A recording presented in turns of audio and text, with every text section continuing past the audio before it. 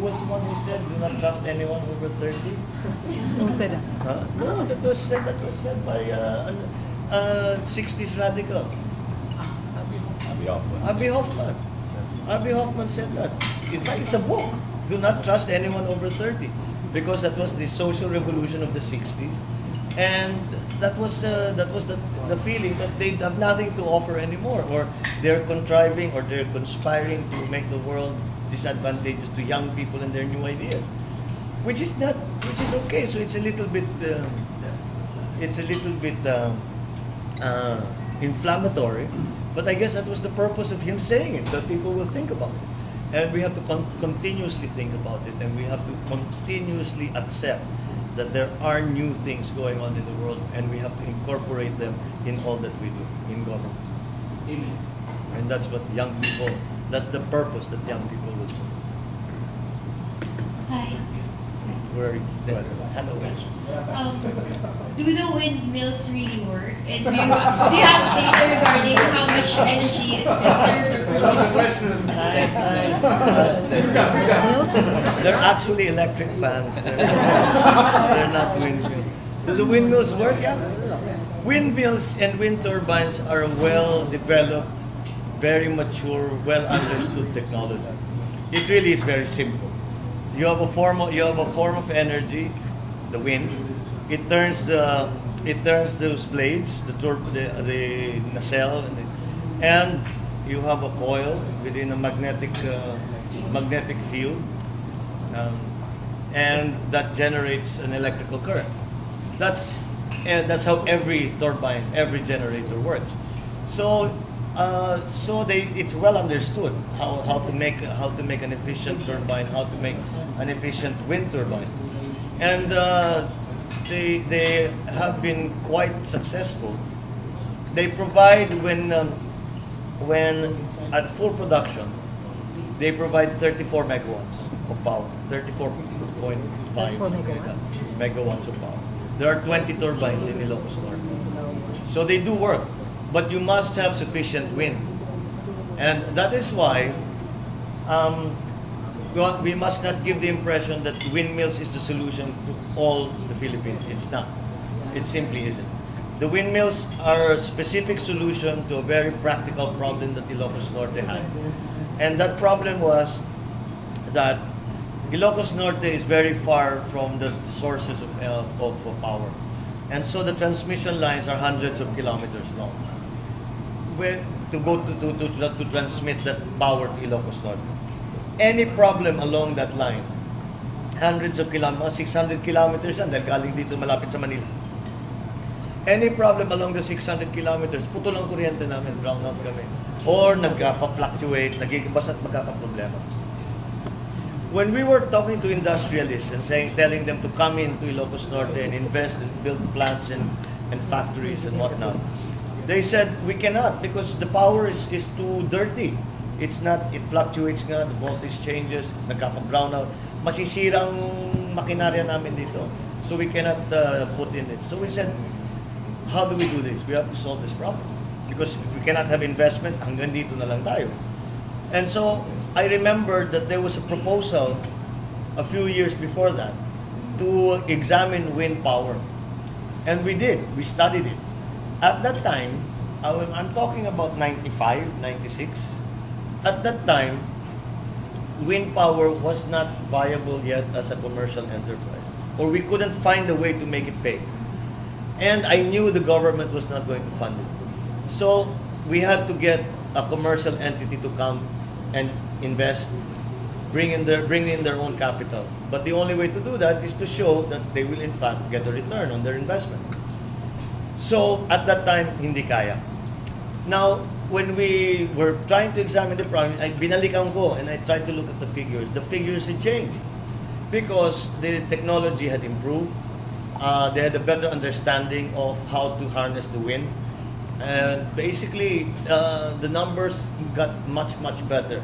And wind power then was much more acceptable than it had been before. You know, in the calculation of risk, when the income over 1 plus I is the interest rate. That's the risk. You can add that. Bumaba na yung risk.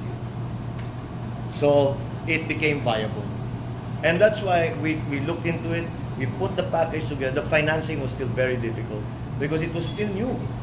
And even with our dealings with government were not that easy because we went to the Department of Energy and we said, oh, anong kailangan ninyong mga licenses, mga certificate, mga permit?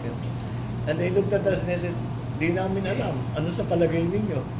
And I said, why don't you know? I said, because we've never done it before. So together with the Department of Energy, we put together, slowly we went through the thing, and the process is more established now. But in any case, and we had a bit of a windfall because the actual ROI for our windmills originally was 22 years, 23 years, which is not bad for a power plant kasi talagang long-term investment. But when the Kyoto Agreement was signed, and within the Kyoto Agreement, there is the provision for the payment of carbon credits for methane or any greenhouse gases that is not being put into the air. It is given a dollar value, and whoever is doing the operation so that like producing power without putting carbon into without carbon emissions, you get a carbon credit. Once that carbon credit came in, that 22, 23 years shrank immediately down to 12 to 14. So you can see that those initiatives work. They make a difference. Now our trouble was to find more wind turbines because everybody was buying wind turbines. The availability was limited, so the price started to go up, which is the opposite of what we were seeing. The price had begun to go down because there was a larger volume of production. So, but it started to go up kasi naging fashionable ang wind energy the last 2-3 years. In fact, I went to China because China has started to produce wind turbines. And I asked them if I could guarantee a supply of wind turbines. And we did. We got the supply. So then I put together another group. And just last month, all of the hitches for the continuing development of the windmills in Ilocos Norte have been solved, and they were bringing in more wind turbines. The Ilocos Norte, as I said, we are now producing 34 to 35 megawatts at full production, and the potential apparently in Ilocos Norte itself, just the province, is 250 megawatts. So if we are able to exploit that to its fullest, we will have close to 120, that kind of number of turbines, whereas now we have 20. Now, I keep stressing when I say that the production is 34 megawatts at full production. We are not always at full production. When we're in the summer, the windmills don't turn. There's no wind. So it's not. It is not the answer to everything. It is an additional help, but you still need to take care of your base load, the load that you need to satisfy the demand that you need to satisfy, even when you don't have wind, even when it's summer, even when it's typhoon. So the analysis is always net.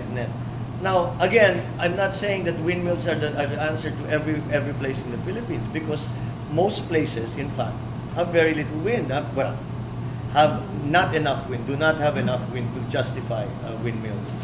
But I think the thought process and the process of problem solving that we applied for our wind farm is something that can be applied to the other problems that we face. I keep talking about new technology, new methods.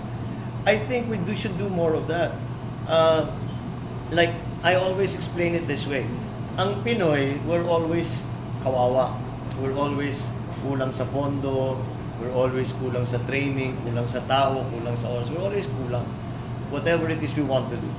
And if you ask a European or you ask an American or a Japanese person and say, this is what we want to do, these are our assets, they'll look at it and they'll say, imposible yan, because it's just kulang. You just don't have enough of anything. But we Pinoys, we are so resourceful and ingenious. We find ways to make it happen. And yung dinidiscover